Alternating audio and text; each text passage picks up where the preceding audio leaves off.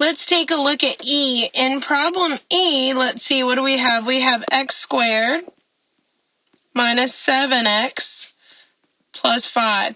So we've got our A, which is, again, 1, our B, which is negative 7, and our C, which is positive 5. So we'd start out with our three terms. Our A times C is 1 times 5, which is 5. So in this one, this would mean I'd want two factors of 5 that add up to a negative 7. Well, the only options I have for 5 are a negative 1 times a negative 5, which will give me negative 1 plus a negative 5 will at most get me a negative 6. I can't get the negative 7. That's not even possible. The highest and the only number I can come up with that's negative is a negative 6. So this is not possible. What does this mean? And this does happen sometimes. It means it cannot be factored. Well, remember we had a fancy word for something if it cannot be factored. It is called prime. So that's going to be our final answer on this one, as you can actually do it. And you will have some like this in your homework and on your test. However, if you've got, let's say, a test of 30 questions, 2, max 3 should be prime. The majority of your answers should not be prime. Let's pick up where we left off. We did A, we did B, we did C, we did D, we did E, we were on F. So let's take a look at F. So in F, we've got x to the 4th minus 3x squared minus 70. And this one on the surface might look like it's a little bit different, but we're actually going to do it the same exact way. We have 3 terms. We're going to try AC method first because we don't see anything in common between all 3 terms. So we look for our A first. Well, there is no number in front of the x to the 4th, so there's a hidden 1, so our A is 1. Our B is negative 3, and our C is negative 70.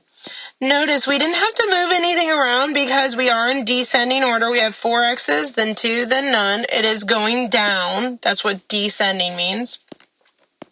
So let's look at our A times C, which is what AC method wants us to do to start. So we'll do our 1 times our negative 70, which is negative 70. And we want 2 factors of negative 70 that are going to add up to the middle term, a negative 3. Well, that means in order to get a negative through multiplication, one needs to be positive and one needs to be negative. I also want them to add up to a 3, which means they need to be 2 numbers that are pretty close together that will add up to a 3. Well, the 2 numbers that are close together are 10 and 7. Where does the negative need to be? Well, I want these 2 to add up to a negative 3, so the bigger number should be negative. The 10 should be negative, because negative 10 times 7 will give me a negative 70, but negative 10 plus 7 will also give me the negative 3 I want. Now, the question is, how am I going to use this one? Because it is a little bit different. It's still going to work the same way, though. The middle term, the negative 3x squared, now is going to break down into 2 pieces. The 2 pieces we just found, which is a negative 10 and a positive 7. So I can break that down into a negative 10 and a positive 7 what? Well, before the piece had an x squared, so when I break it up, not going to change. They're both going to still have an x squared. The only thing that's also not going to change is the first term, the x to the 4th, and the last term, the negative 70. So I can just bring those down normally. So I've got a negative 70 at the end. That's not going to change. And that positive x to the 4th at the beginning, that's also not going to change. Again, once I hit this step, I can zoom out and look and say, oh, wow, I've got 4 terms, so I'm definitely going to be doing grouping now. So what do the first terms have in common? The first two, well, I've got an x to the 4th and a 10x squared. They both have at least 2 x's, so I can pull out an x squared, or 2 x's from each term. Now notice the first term had 4 x's, so if I only pull out 2, I've still got 2 left.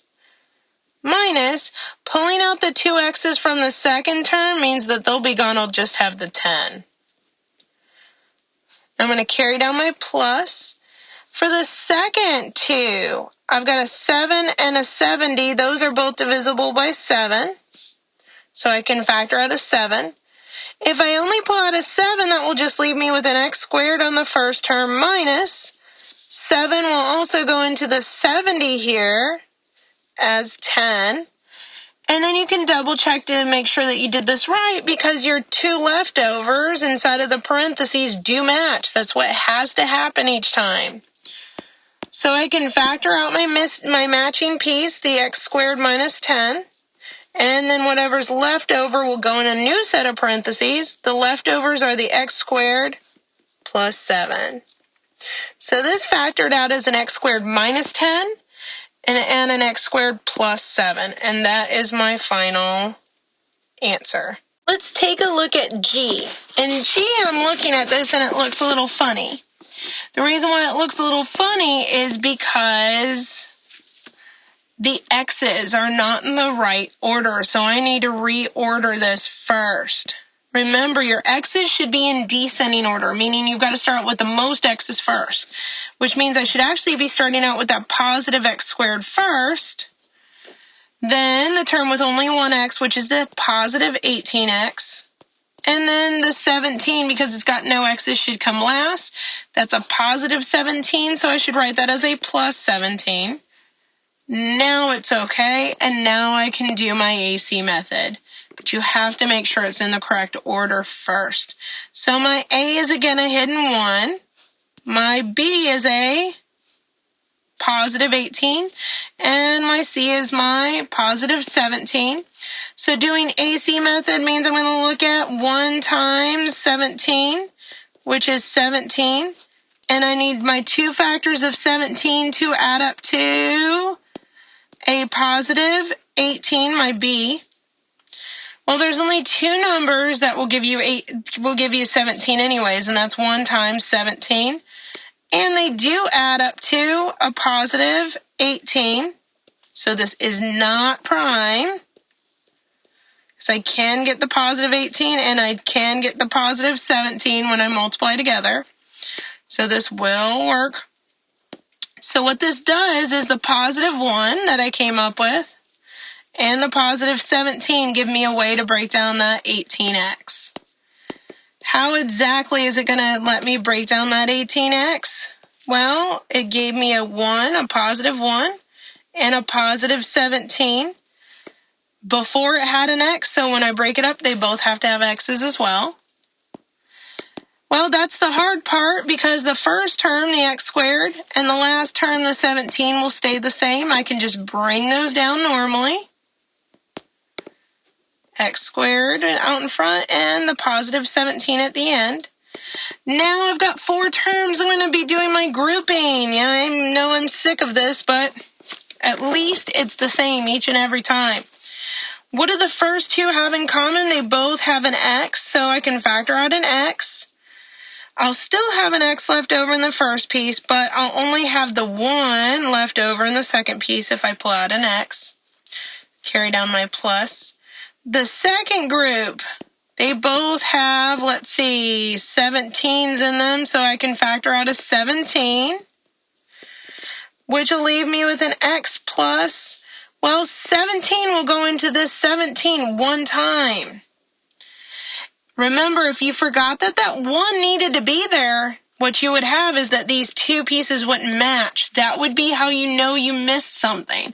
They have to match. Once they match, you can pull them out as a common factor. So I can pull out the matching x plus 1.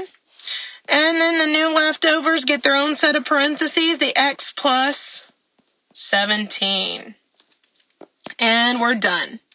So my final answer was x plus 1 times x plus 17.